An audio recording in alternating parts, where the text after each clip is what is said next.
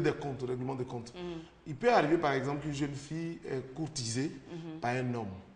Elle le suce, comme on le dit dans notre langage. Alors enfin, elle le coupe, comme on elle dit. le coupe, comme on le dit, oui. Elle profite d'elle, de lui. D'accord. Et puis, elle refuse d'accepter le moment chose. Quelquefois, il y a des hommes, par vengeance, vont monter des coups et puis vont faire le viol. Ça existe. Voilà un peu. Tout à fait. Comme on est non. D'accord. Alors, il y a l'habillement, il y a l'escroquerie. On va définir ça comme une forme d'escroquerie. Oui, qui pourrait provoquer. Mais il y a certains excitants, par exemple l'alcool, la drogue, qui peuvent, vous qui êtes psychiatre, je pense que vous êtes dû passer pour le dire. Oui, je suis d'accord. Peuvent désinhiber complètement le jeune homme et il commet des actes qu'il n'aurait pas commis en temps normal. Même quand vous lisez, vous cherchez les informations, il est clairement établi que même ceux qui violent de façon générale sont sous l'effet de ces produits. À quelques exceptions près, surtout ceux qui violent à l'occasion des agressions, de violences, généralement c'est sous l'effet de l'alcool ou des produits prohibés que les gens prennent et puis bon, ils sont désinhibés et ils commettent les actes irrépréhensibles, j'allais dire. Docteur, moi j'ai envie de vous demander, vu que c'est établi que c'est seulement l'homme qui peut violer, est-ce que quelque part aussi l'homme n'a pas une assise, il n'a pas un comportement ou une attitude qui lui permet, lui, au vu en fait de toutes ces choses, donc d'une jeune fille qui parce qu'elle vous coupe de l'argent, vous estimez cette raison-là valable pour pouvoir monter un coup. Je cite. Non, oui, je dis dans le cas par exemple où un homme estime que cette raison-là est une raison valable ou bien d'autres raisons. Est-ce que ce n'est pas parce que quelque part il y a une plateforme psychologique qui permet à cet homme-là de réagir ainsi? Très bien. Juste avant d'avoir la réponse du docteur, on a M. Fofana en ligne. M. Fofana nous appelle de Boaké. Allô? Oui, bonjour madame. Bonjour M. Fofana. Comment ça va? Nous allons bien, merci. Et vous? Oui. On vous écoute. Bon, moi je pense que la cause principale du viol incombe aux femmes. C'est la première tentation sur les hommes, 90% c'est la femme. Même les prophètes ont été tentés. Donc si vous voyez l'habillement de nos jeunes enfants aujourd'hui, nous ne sommes pas des anges, nous sommes des êtres humains. C'est quelque chose qui préoccupe tout le monde. Parce que je ne veux pas que ma femme soit violée, ni ma fille. Mais quand ta fille ou ta femme s'habille d'une manière provocatrice, il faut essayer d'en parler. Mais si on laisse nos enfants sortir avec des habillements qu'on a souvent, ça dit, je me demande souvent si on a même la pudeur. Parce que les habillements sont tellement excitants, comme je l'ai dit, nous ne sommes pas des gens, nous sommes des êtres humains. D'accord. Il faut voir dans les pays où les femmes s'habillent correctement, généralement, même s'il y a viol, c'est au niveau de la famille, mais pas en dehors de la famille. Donc moi je pense que les femmes sont 95% responsables de leurs problèmes. Monsieur Fofana, allô? Oui. Je ne suis pas tout à fait d'accord avec vous parce qu'on va prendre le cas de l'Inde par exemple où les femmes s'habillent très décemment avec des saris, des tenues longues, etc. L'Inde est peut-être le pays où il y a le plus de viols parce que je suivais une émission il n'y a même pas une semaine où il passait en jugement les 6 jeunes hommes qui avaient violé une jeune fille dans le bus. Et il y avait énormément de témoignages, c'est quelque chose de très fréquent alors que les femmes ne s'exhibent pas. Elles sont couvertes quasiment de la tête aux pieds. Non, madame. Oui, monsieur madame, Fofana.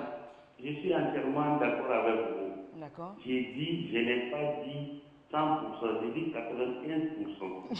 Ça veut dire que, comme le docteur l'a dit, il y a souvent les produits excitants qui poussent les hommes à agir mal. D'accord. Mais généralement, quand tu regardes Abidjan, tu regardes nos filles, comment ils sont. Vous qui êtes femmes, souvent vous avez honte même de les regarder. On est d'accord avec vous. Merci beaucoup, monsieur Fofana. Oui, très bonne journée. Merci pour votre contribution. D'accord, donc c'est clairement établi là, il y a des femmes qui ont appelé, des hommes également, que l'habillement, la tenue vestimentaire en tout cas, peut être une des causes de ces viols. Ou en tout cas que les hommes ne sont pas assez forts en fait pour voir une jeune fille passer de cette manière-là et puis ne pas réagir violemment. Parce que finalement c'est violemment. Je voulais répondre à votre question parce que vous revenez là-dessus. je pense que la vie, c'est ça aussi, il faut être réaliste. C'est-à-dire, au lieu de faire les théories, il faut faire de la prévention. Ce n'est pas la peine de dire oui. Vous savez, du point de vue psychologique, nous sommes 4 sur ce plateau. Mais face à une situation, on ne réagirait pas de la même manière. Donc la prévention est bonne. Donc, moi, je pense que... La prévention à quel niveau? Au niveau des femmes pour qu'elles s'habillent plus décemment? Par exemple, au moins ça limite... Ou au niveau des hommes, la prévention au milieu des hommes pour qu'ils puissent également réfréner leurs ardeurs. Qu'est-ce qu'on fait de part et d'autre? Qu'est-ce qui se que passe? je suis en train de dire. Ce qui fait la différence entre les hommes et les animaux, c'est notre raison. Sinon, on allait coucher avec nos soeurs, on allait coucher avec nos amis, tout le monde partout. Donc, il y a quand même la sanction morale qui fait que quand vous partez même avec votre propre parent, on parle d'inceste. Vous êtes d'accord avec moi? Mais je vais dire, dès lors qu'on reconnaît qu'on est d'accord que le comportement de nos jeunes sœurs ou filles pourrait enclencher ce processus, pourquoi ne pas accepter pour dire on va limiter? C'est vrai que même si les filles s'habillent, toutes les filles ivoiriennes s'habillent, se couvrent de haut jusqu'au bas, il va y avoir des viols, ça c'est clair. Donc ça ne va pas totalement annuler parce que ça fait partie des comportements désormais de la société, mais ça pourrait éventuellement limiter. Mais voilà. comment on fait pour enrayer éventuellement? C'est-à-dire au niveau, je veux dire, quelque part, toutes les filles décident quand même de prendre cette cause-là, de se dire que c'est le vêtement qui fait que nous sommes sujettes à des viols. Et comment on fait finalement? Parce qu'en face, il y a l'homme qui ne change pas de comportement, non, vu que ça devient une seconde nature. La proposition du docteur Brou, c'est de sensibiliser les deux côtés. Hein. Absolument. Oui, mais lui, on lui dit quoi? Parce que la femme, on lui demande de se vêtir, mais vous n'avez pas encore dit le message qu'on doit donner. D'accord, on va répondre. On va se calmer par la même occasion. Monsieur Kwasi est en ligne, il nous appelle de Diokoué. Allô? Allô? Oui, bonjour Monsieur Kwasi. Bonjour madame, vous ne participez pas à l'émission. Vous dites? Vous ne participez pas à l'émission. Oui, vous y êtes, on vous écoute. Ok. En fait, l'énergie aussi, tout à l'heure, vous avez dit quelque chose qui est important. Vous avez dit que ça dépend souvent de la drogue, de l'alcool et tout ça là. Voilà. J'aimerais simplement dire qu'il faut situer aussi, en tout cas, l'environnement dans lequel tout cela se fait. Parce qu'il ne suffit pas de voir une fille, je ne sais pas mal vêtir, et puis plonger sur le carrément. Mais dans quelle circonstance nous sommes, dans quel environnement. Et puis bon, comment est-ce que la personne, dans quelle situation il est, et puis il se comporte ainsi. Voilà, on imagine par exemple, vous venez vous trouver à la maison, vous êtes qui, vous venez vous trouver votre servante nue au salon couché, peut-être derrière la télévision, en train de dormir. Bon, là, c'est une activité de provocation. Dans la fille, les filles à moitié nues qui sont là, je l'approche, comme le camarade a dit tout à l'heure, elle vous suce, et puis bon, enfin, ça veut reculer. Bon, d'accord, on va utiliser un autre terme. La minute quelque part, bon, c'est fini, vous partez. Voilà un peu, donc voilà, j'aimerais un peu plus le contexte environnemental, en tout cas, soit pas beaucoup lié à tout ce que vous dites là. Très bien. Merci beaucoup, M. Kwasi.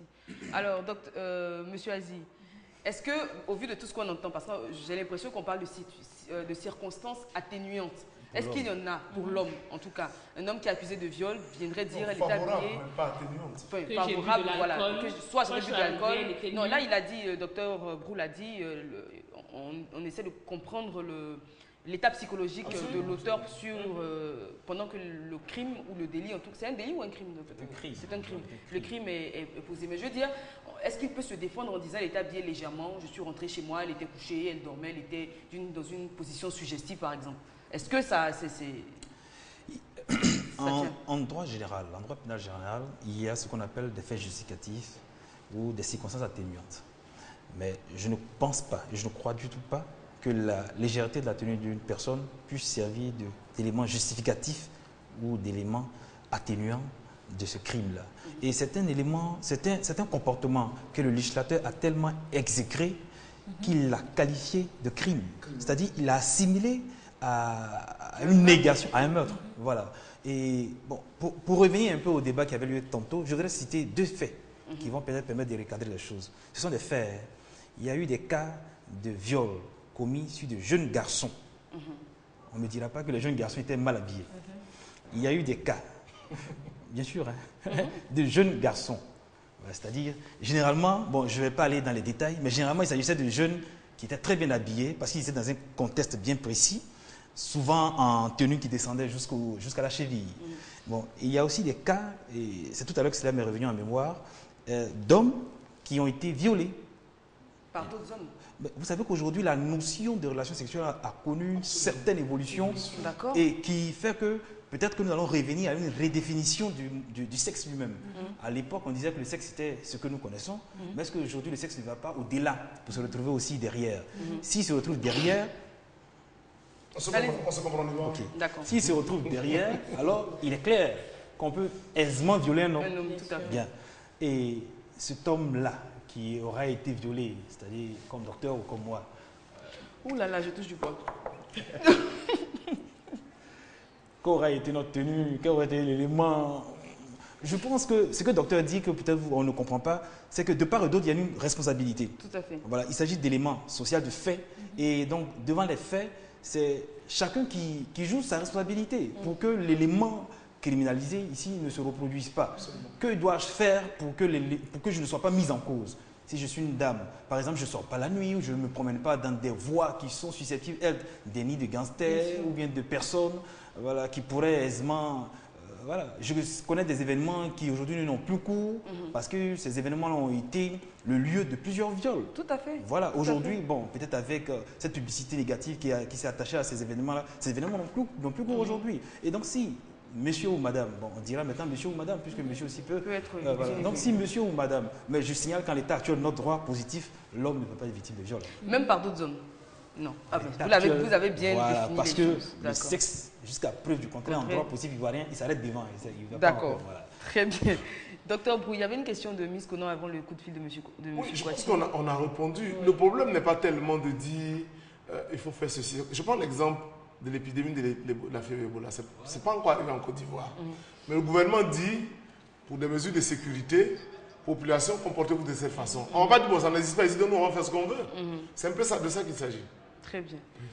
Un coup de fil de monsieur Ahmed, il nous appelle Dabobo. Allô? Oui, bonjour monsieur Ahmed. Bonjour madame. On vous écoute. Ok. Bon, c'était moi, il y avait ajouté par rapport à cause des cas de viol. C'est que parfois c'est un argument des filles qui font ça. D'accord. Pourquoi? Ou si tu passes là, tout à la vie en voiture nue. Vous savez, il y a des gens qui n'ont pas la tête peut-être compris. Mais vu que c'est là, on appelle les filles, parfois je suis un peu loin, quand ils voient une fille un peu nue, sont loin, donc parfois ils marquent la fille. Vous voyez. Donc une fois de passer le but de gars, bon, c'est qu'elle va passer vers un côté un peu noir, vu que la gars est marquée plusieurs fois. Et c'est comme qu'elle s'habille. Elle n'est pas, soit peut-être qu'elle s'habille, elle n'a pas, comment on appelle ça, des vêtements bas. Donc, il peut vérifier le nouveau. Donc, c'est tout le monde. Je sais que parfois, l'habillement des filles qui font que les gens, là, les passionnés, le violent. Très bien. Merci beaucoup, monsieur monsieur Ahmed, pardon. Merci. Donc, l'habillement, encore une fois, est indexé. Je voudrais, si vous permettez, insister sur un élément dont Maître a parlé tout à l'heure, les conditions d'insécurité. Je pense que c'est un élément qui favorise ces choses. Il y a des situations, par exemple, des endroits qui ne sont pas éclairés. Et quand une jeune fille qui prend le risque seule de traverser ces moments, quand il y a des petits bandits dans le quartier qui observent ça, vos habitudes, il est évident qu'un jour, on va sauter sur vous et vous violenter. Donc, il est bien qu'à titre personnel, on puisse prendre conscience de cela. Il y a des quartiers où, vous voyez, par exemple, il y a des bananiers dans la ville, et puis ce secteur n'est pas éclairé. Il faut éviter de passer là à certaines heures, surtout quand il fait nuit. Parce que même en plein jour, déjà, on agresse, à plus forte raison, quand il fait nuit. Parce que la lumière est une sorte de sécurité, c'est des mesures dissuasives. Malheureusement, ce n'est pas tous nos quartiers ou tous nos endroits qui sont bien éclairés et qui favorisent bien évidemment ce genre d'acte-là. Forcément, quand on passe dans les ténèbres, on s'expose au diable. Je souhaiterais ajouter quelque chose aussi. Je pense que dans nos sociétés actuelles, et ça doit être dans toutes les sociétés, la condition de la femme, ce que la femme représente en fait, n'est pas encore peut-être, j'ai envie de dire, bien établi. Parce qu'il y a certaines personnes qui pensent qu'ils peuvent disposer d'une femme comme ils veulent, quand eux ils le veulent. Et c'est clair que quand un homme voit une fille qui passe, bon pour lui, elle n'a pas de moyen de se défendre, il peut en faire ce qu'il veut, il n'a pas l'éducation nécessaire pour le respect, qu'elle soit bien vêtue ou pas. Pour moi, ça peut être aussi une raison pour agresser des filles, pour agresser des femmes, comme on le veut. Et les hommes qui sont agressés, comme l'a dit. Bon, c'est pas encore un délit. Bon, C'est pas encore un C'est pas un crime, même pas un délit, donc on va s'attarder là-dessus. Moi, j'aimerais qu'on revienne un peu sur cette histoire. Je ne sais pas comment le définir en bon français, mais en tout cas, dans nos sociétés, on parle souvent de chat noir. Par exemple, ce sont ces jeunes cousins, cousines, petits frères, petits frères qui vivent et qui abusent du personnel de maison, de ces jeunes filles-là qui travaillent. C'est des cas de viol, M. Azim. Le viol, il y a viol uniquement lorsque la victime ou la personne qui se présente là comme victime n'aura pas donné son consentement. C'est ce qu'on vient de parler. Voilà, parce que il peut y avoir des cas où effectivement celle dont vous parliez tantôt peut avoir donné son consentement. Il peut y avoir un commerce qui se passe à l'insu des propriétaires, des maîtres de la maison. Et c'est lorsqu'ils sont découverts... Un accord tacite ou même très... Exprès. Très exprès. Vous n'êtes pas à la maison, je crois, de 7h ou de 8h jusqu'à 20h. Vous n'avez pas connaissance de ce qui se trame dans votre maison. Bon, le jeune cousin ou le jeune neveu ou le petit frère qui est à la maison avec la bonne petite demoiselle, il y a de l'électricité. Bon, coupable à vos yeux, mais à leurs yeux, c'est tout autorisé. Mais c'est lorsque vous les aurez surpris que bon, l'un ou l'autre va prétendre que ceci ou cela. Voilà pourquoi en matière de viol, il y a cet élément-là qui est caractéristique, c'est l'absence de consentement. S'il n'y a pas d'élément susceptible d'établir le défaut de consentement, on ne pourra pas parler de viol. En d'autres termes, je suis couché, et puis il vient, et puis il y va, et on dit après qu'il m'a violé, alors qu'il n'y a pas eu de résistance, il n'y a pas eu d'éléments qui établissent qu'il y avait une résistance, il n'y a pas d'éléments qui établissent qu'il y a... D'accord, moi je vais vous poser un cas pratique juste après ce coup de fil, pardon. On a un coup de fil de Nathalie, mademoiselle Atani, qui nous appelle d'Anoumaba. Allô?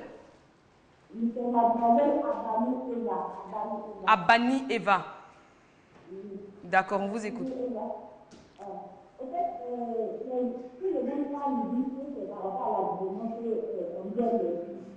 je pense que c'est quelque chose qui est organisé. Parce qu'un ici, il n'a pas le moyen de s'approcher et il met quelque chose en place pour toujours sortir un peu, pour que avoir contact avec ce dernier. Maintenant, si ce dernier essaie de l'écouter, il met en train de vous dire pour l'attraper comme vous le et puis bon, du coup, c'est là arrive. Sinon, c'est pas seulement à la vie. C'est quelque chose qui est organisé. D'accord. Oups, la connexion était mauvaise. Docteur, vous disiez? Oui, je suis en train de dire qu'il faut faire attention. Parce que pourquoi souvent les viols, en réalité, il faut mettre en griffe? Parce qu'on a besoin de beaucoup d'éléments. Nous, par exemple, on est constamment saisi pour évaluer l'état psychologique de la victime. Mais vous voyez quelqu'un qui est normalement bien, ou vous l'évaluez psychologiquement, il n'y a rien. Il n'y a pas de traumatisme. Vous allez chez le gynéco, il n'y a pas de lésion et qu'on parle de viol, parfois ce n'est pas sûr. C'est pour ça qu'en Afrique, le problème du viol pose problème. Parce qu'on doute généralement qu'il y ait véritablement viol. Les véritables viols qu'on a constatés, c'est souvent en situation de conflits armés, en situation d'agression avec des armes, voilà, des braquages ou bien des attaques de domicile à main armée. Ou alors prenons des événements que vous avez, qu'on ne citera pas, hein, des concerts ou des choses du genre où il y a de la foule. Mais le viol pour des jeunes gens qui habitent dans une maison, en général, c'est voulu. C'est quand, comme Maître l'a dit, on découvre les faits, et puis il y a quelqu'un qui va inventer, non, il m'a obligé, il m'a forcé, il m'a fait ceci, etc. etc. Je parlais de cas pratiques. J'en discutais encore hier avec un ami qui me disait, alors s'il invite une jeune fille, ils sortent, ils vont au restaurant, ensuite ils vont faire la fête et tout, la jeune fille accepte de le suivre à son domicile à 2h, 3h du matin, lui il espère conclure la soirée en beauté et au dernier moment la jeune fille dit qu'elle ne veut pas. Bon, est-ce qu'à ce moment-là, s'ils ont quand même des rapports, est-ce qu'il peut être accusé parce qu'en venant chez lui à 3h du matin, elle se doute bien de ses intentions à lui? Monsieur Azzi. Oui, je reviens encore. Nous, les juristes, nous avons un problème. C'est que nous sommes attachés, surtout en matière pénale. Oui, en matière pénale, nous sommes attachés non seulement aux faits, mais à ce qu'on appelle la légalité. En d'autres termes, question, est-ce qu'il y a eu consentement? Elle peut dire oui, vous êtes nus et vous êtes sur le lit, et puis maintenant elle dit non. vous êtes tout prêt, et puis elle dit, je ne veux pas. Ben, Et puis vous forcez. et vous forcez, mais vous-même vous dites, je force. Alors, il y a eu viol. Mais, Elle peut, au départ, elle peut dire non, non, non, non, non, et puis vous l'attrapez, non, non, non, non, non, et puis elle dit, et puis bon, c'est fini. là, il y a plus de viol. Est-ce qu'il y a viol? Bon, voilà. Mais ce que je voudrais... Il Ah oui, pardon. faudrait excusez-moi. qu'à l'occasion du fait incriminé, il n'y ait pas eu de consentement. Très bien. Mais je crois que c'est un sujet assez complexe. Ça paraît simple, mais c'est très complexe. Voilà pourquoi, si vous permettez, docteur, Oui. il y a des, je le disais à l'entame de l'émission, qu'il y a des situations connexes ou voisines que le droit a prévues, qui sont aussi des cas d'agression sexuelle, mais qu'on n'appelle pas de viol. Par exemple, chez un mineur, vous prenez un mineur là, et puis vous êtes content. Ben, on dit non, il n'y a pas de viol, certes, mais c'est un cas d'atteinte, voilà, non, d'atteinte à la pudeur, voilà. Il y a des cas comme ça. On aménage, mais il faudrait encore, puisqu'il s'agit d'éléments pénals, de fait, il faudrait que les éléments caractéristiques soient réalisés et réunis. Voilà. Donc c'est un élément, il s'agit de faits. Mais ce n'est pas aussi aisé d'apprécier l'élément moral dont parlait tantôt le docteur. Il faudrait qu'on retrouve qu'il y ait vraiment eu l'intention de commettre le crime. Il y a des cas, aujourd'hui, on sait qu'avec l'évolution des mœurs, il y a des gens qui se livrent à des jeux, c'est-à-dire ils aiment bien là, quand c'est assez corsé. Non, c'est assez, des partenaires consentants, assez corsés, et ça finit, bon, il y a un qui soit des lésions, et après il dit oui, on m'a violé. Ah non, on est passé au départ. Voilà, d'où l'élément psychologique dont on parlait tantôt. Et justement, c'est sur ça que je voulais... Une personne qui est victime, qui se dit victime de viol, elle doit être expertisée ou Normalement, en matière pénale, toute personne qui est poursuivie pour une affaire pénale doit faire l'objet d'une expertise pour se rassurer qu'au moment de la commission des faits, la personne était oui ou non en possession de ses facultés. Ça, c'est les psychiatres qui le font à la demande de la justice. Alors, les victimes qui sont véritablement victimes de viol, comment elles sont censées se présenter? C'est les personnes. On va parler en même temps des conséquences et on va rentrer dans le troisième sous-thème après ce coup de fil d'une personne qui souhaite garder son anonymat. Un homme qui nous appelle de Yopougon. Allô? Tiens, un homme. Oui, allô, bonjour, Oui. mesdames, messieurs. Bonjour, monsieur. Et je vais intervenir dans le cadre des domiciles là. Le cas où on parle de viol à la maison entre cousins, cousines, bien, les gens de maison. Je pense que là, il n'y a pas de viol, vous savez, c'est consentant. Personne ne peut pas être en train de dormir. Quelqu'un de cette opposée ne peut pas venir te toucher sans que tu ne te rentres. Ça, c'est archi faux. J'ai vécu des cas particuliers entre les cousins et cousines. Les cas où ça veut que la fille ne met pas la personne à faire de l'envie. Maintenant, les cas où c'est parti, il y a eu un cas de procès. C'est dire que dans les cas de maison, il y a toujours consentement. D'accord. Si on définit le viol comme un cas où il n'y a pas comment on appelle, de consentement. De consentement bilatéral, c'est que là, dans les cas de maison, ce n'est pas le cas de débat même. D'accord. Merci, monsieur Anonyme. J'aime bien l'expression consentement bilatéral. Consentement bilatéral. Je vais peut-être revenir sur le cas aussi, parlant du consentement.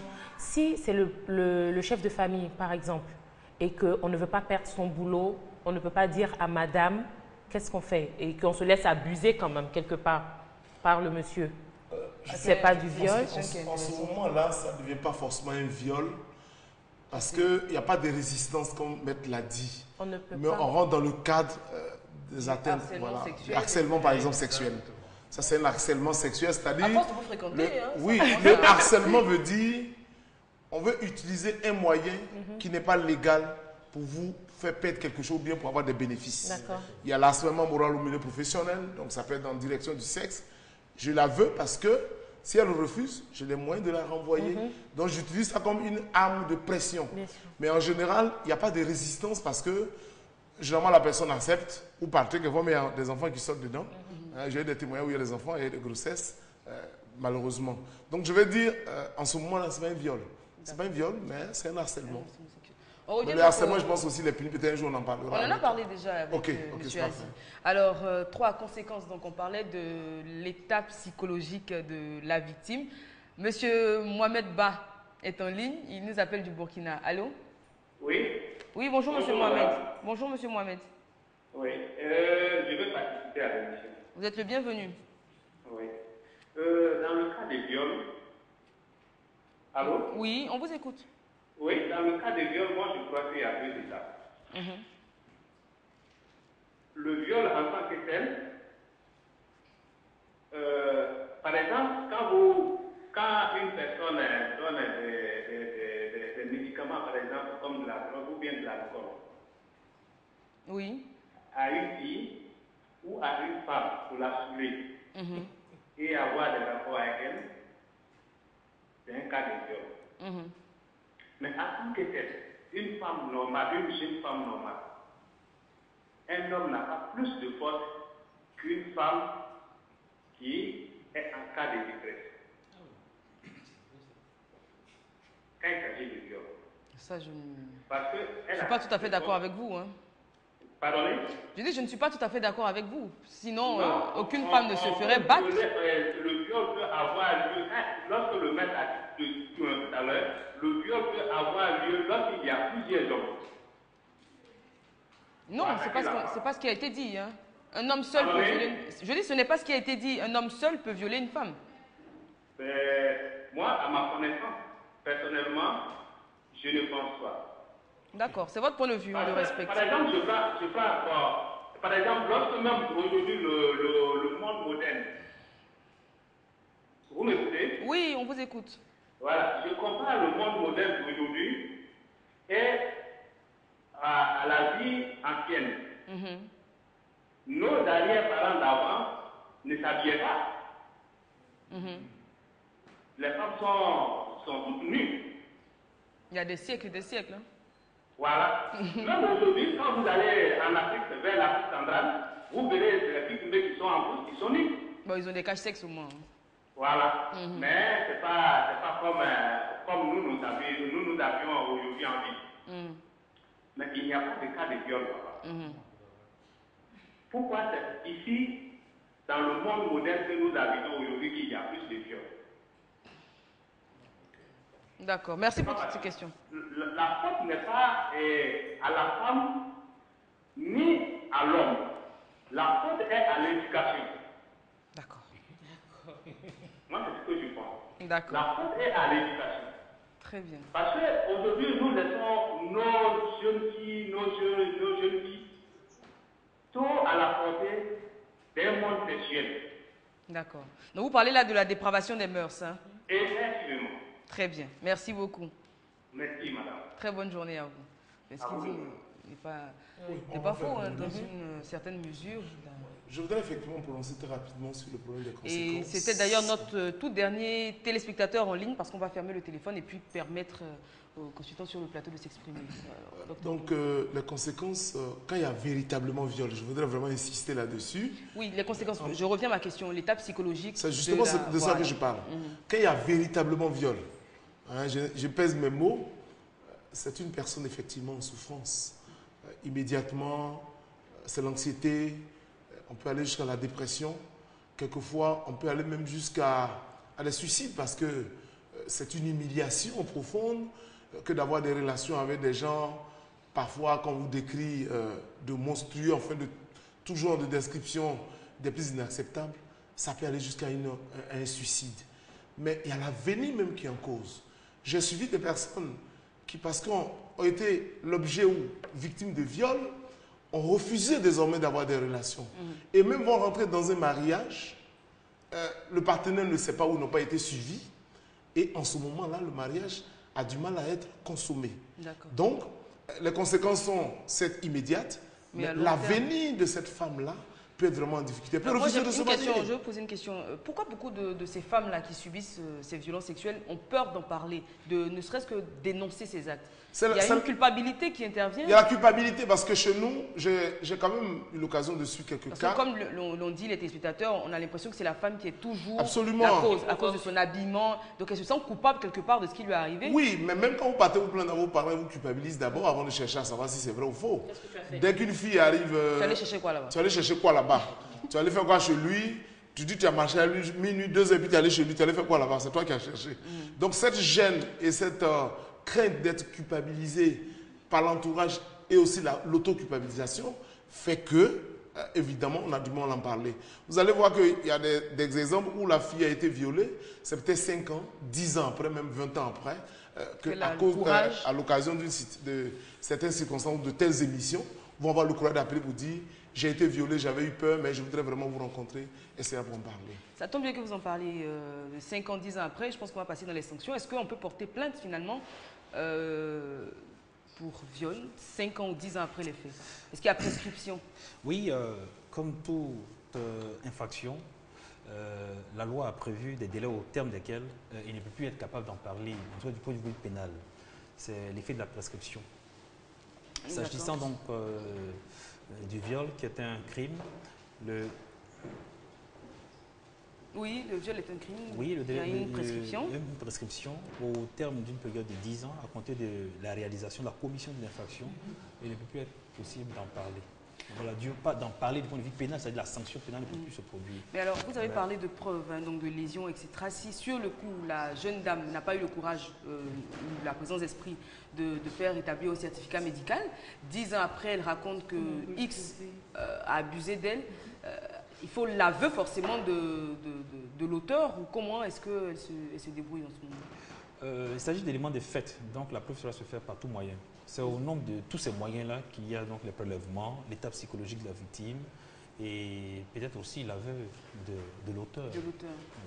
Alors quelles sont les sanctions pour une peine de prison, principalement, et une peine d'amende. Une peine de prison qui va de 5 à 20 ans de prison et une peine d'amende. Mais il faut noter que le viol aussi, lorsqu'il est caractérisé, c'est-à-dire lorsque l'auteur ou lorsque les conditions, c'est-à-dire plusieurs personnes ainsi de suite, il y a donc la sanction est corsée. Oui, c'est plus... D'accord. Bien sûr. Je peux donc rapidement, si vous permettez, vous dire que lorsque la personne est, ce qu'on appelle ça généralement, lorsque c'est un viol de groupe, par exemple aidé, voilà, la peine est donc l'emprisonnement à vie. Lorsque l'auteur du viol est un ascendant, un père, une personne qui a une autorité ou bien qui participe également à l'éducation, à la formation de la personne, la peine également est de l'emprisonnement à vie.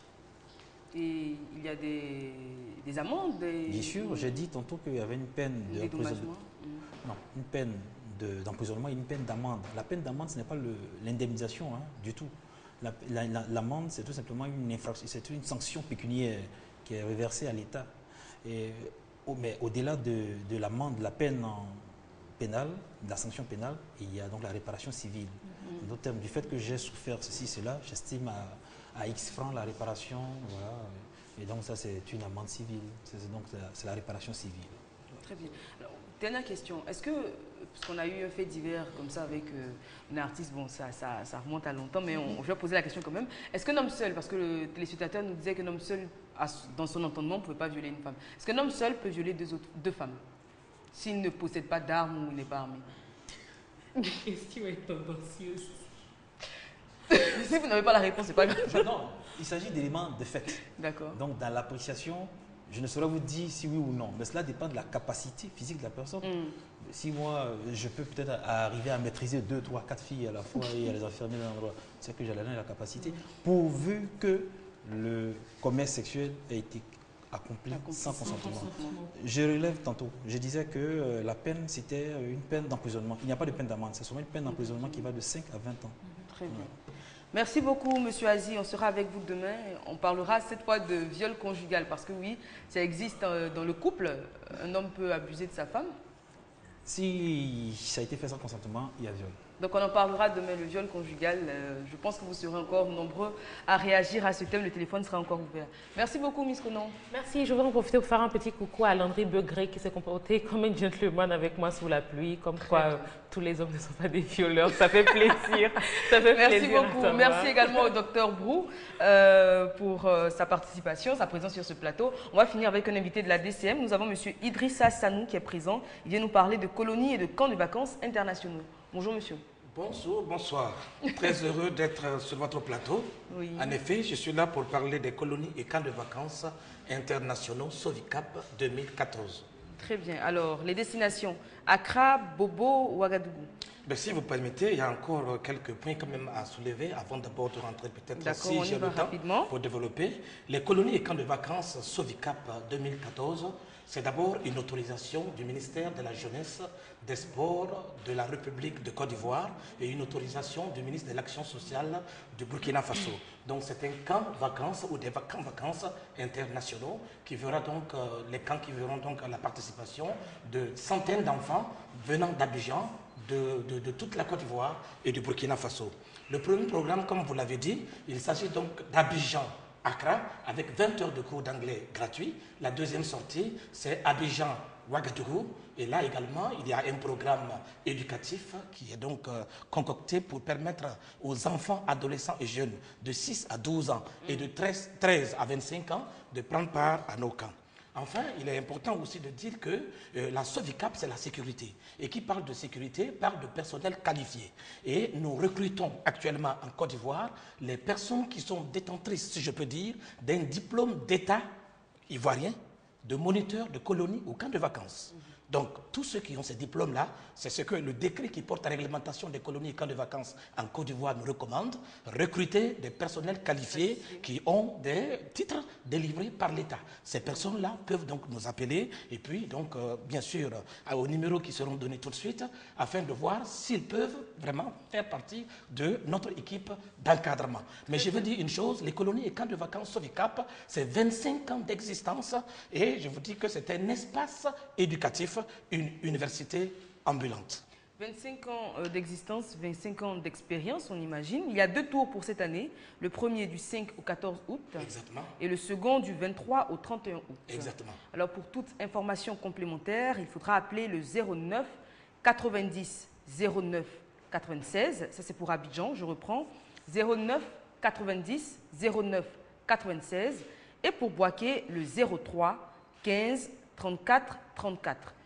03 15 34 34. Avec votre permission, j'aimerais quand même donner une petite précision. Abidjan, Accra, c'est 20 heures de cours d'anglais gratuit, c'est 210 000 francs CFA. Nos tarifs sont des tarifs sociaux. Nous sommes une structure chrétienne, d'accord, mais nous sommes reconnus par l'État parce que nos activités sont des activités sans but lucratif. Voilà. Alors là, je dis bien que Abidjan, c'est 210 000 pour 20 heures de cours d'anglais et 10 jours, 5 au 14. Pour ce qui est de Abidjan-Ouagadougou, c'est 195 000 francs CFA pour le transport, l'hébergement, la restauration, l'assurance et les frais médicaux compris. Comme vous l'avez dit, et je vous remercie, en attendant vos enfants, appelez-nous au 09 90 09 96, je dis bien 09 90 09 96, au seuil de Boaké, 03 15 34 34. Merci. Et je vous dis que nous vous suivons au Burkina Faso. Oui, on a souvent des appels. Vous êtes excellents, nous vous félicitons et nous comptons sur vous pour la réussite de la SOVICAP 2014. Très bien. Merci beaucoup, M. Idriss Hassanou. Merci encore à nos consultants du jour, donc le Dr Brou, M. Aziz et Miss Conan. On vous donne rendez-vous demain à partir de 13h15. Mais n'oubliez pas, il y a le match des éléphants ce soir à partir de 16h, je pense. Hein. C'est 16h, tous derrière nos pachydermes pour passer au moins, ne serait-ce que le premier tour. Hein. En tout cas, on est de tout cœur avec eux. Je rappelle que cette émission a été réalisée par Patricia Yeo. 13h15 demain. Et très bonne journée sur RTI2.